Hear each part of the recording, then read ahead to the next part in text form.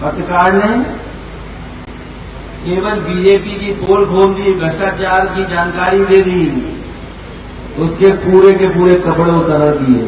तो मैं तो कहूंगा कि भारतीय जनता पार्टी के लोग रजिस्ट्री ऑफिस की पूरी जानकारी जनता के बीच में रखते हैं और केवल गाजियाबाद की न रखें, लखनऊ की भी रखते हैं, अयोध्या की भी रखते हैं, तो पता लग जाएगा कि उत्तर प्रदेश में सबसे बड़ा भूमाफिया कौन है।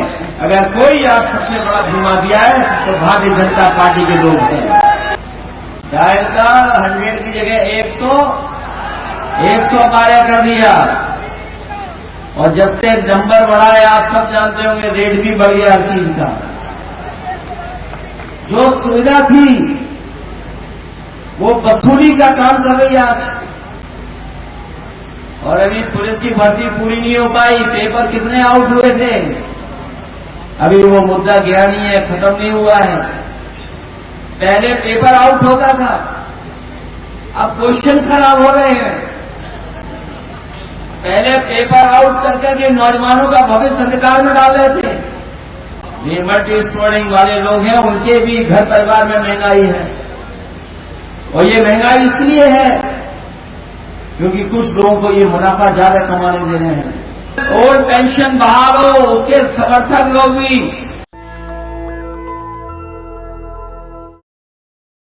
जब लोकसभा का चुनाव खत्म हुआ तो हजारों दिन थे चुनाव होने के। अब गिन लेना कितने दिन बचे हैं चुनाव के। और जब बाई इलेक्शन का रिजल्ट आ जाएगा, नया साल आएगा, तो बताइए कितने दिन बचे हैं। ऐसी लूट और डकैती किसी ने नहीं देखी होगी जितनी हम लोग भारतीय जनता पार्टी के कार्यकाल में देख रहे हैं। भ्रष्टाचार है, हर जगह भ्रष्टाचार है। और अगर भ्रष्टाचार को कोई उजागर कर रहा है तो उसके खिलाफ कार्रवाई की जा रही है। कोई आवाज उठाता है तो उसके खिलाफ झूठे मुकदमे लग जाते हैं। अभी तक तो पॉलिटिकल लोगों के खिलाफ झूठे मुकदमे लगते थे।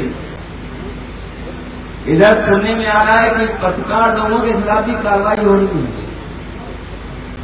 अगर कोई पत्रकार सच दिखा देगा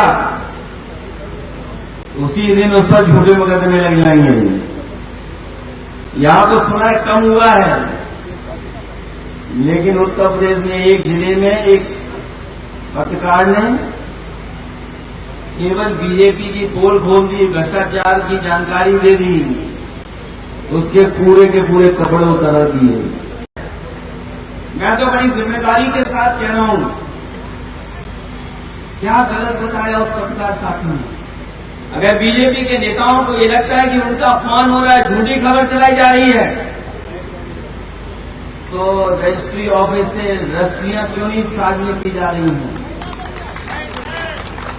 अगर उनको लगता है वो पत्रकार या विपक्ष उन पर आरोप लगा रहा है, तो मैं तो कहूंगा कि भारतीय जनता पार्टी के लोग रजिस्ट्री ऑफिस की पूरी जानकारी जनता के बीच में रखते हैं और केवल गाजियाबाद की न रखें, लखनऊ की भी रखते हैं, अयोध्या की भी रखते हैं, तो पता लग जाएगा कि उत्तर प्रदेश में सबसे बड़ा भूमाफिया कौन है। अगर कोई आज सबसे बड़ा भूमाफिया है तो भारतीय जनता पार्टी के लोग हैं। सुनने में आ रहा है जो पर्यावरण को सुरक्षित रखते हैं, ई रिक्शा भी खत्म कर दिया उन्होंने, नहीं चलने दे रहे हैं।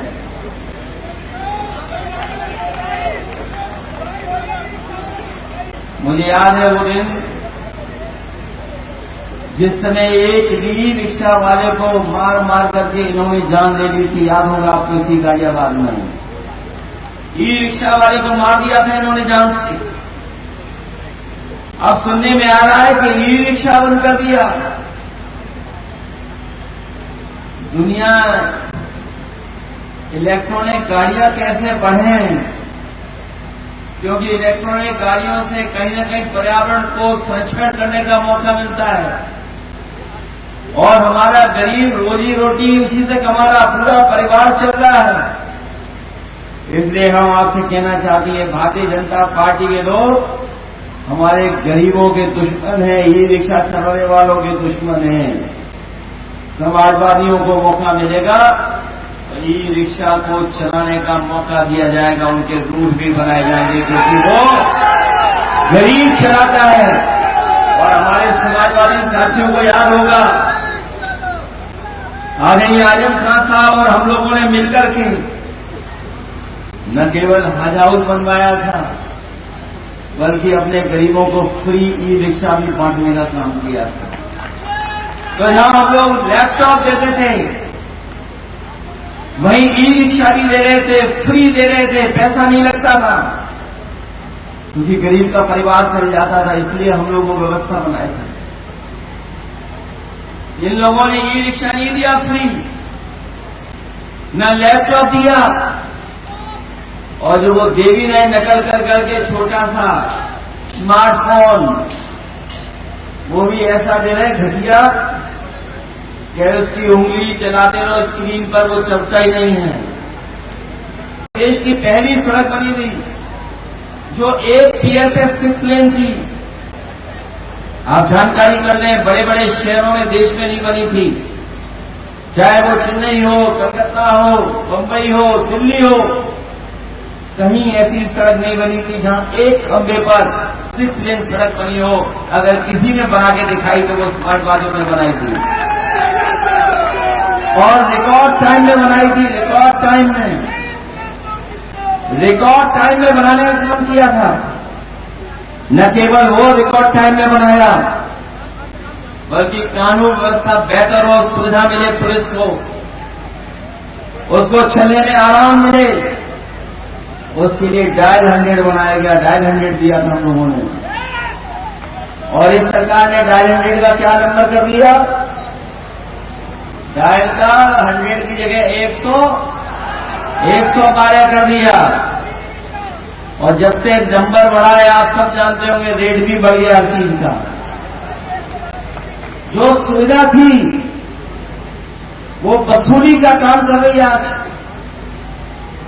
और अभी पुलिस की भर्ती पूरी नहीं हो पाई। पेपर कितने आउट हुए थे, अभी वो मुद्दा गया नहीं है, खत्म नहीं हुआ है। पहले पेपर आउट होता था, अब क्वेश्चन खराब हो रहे हैं।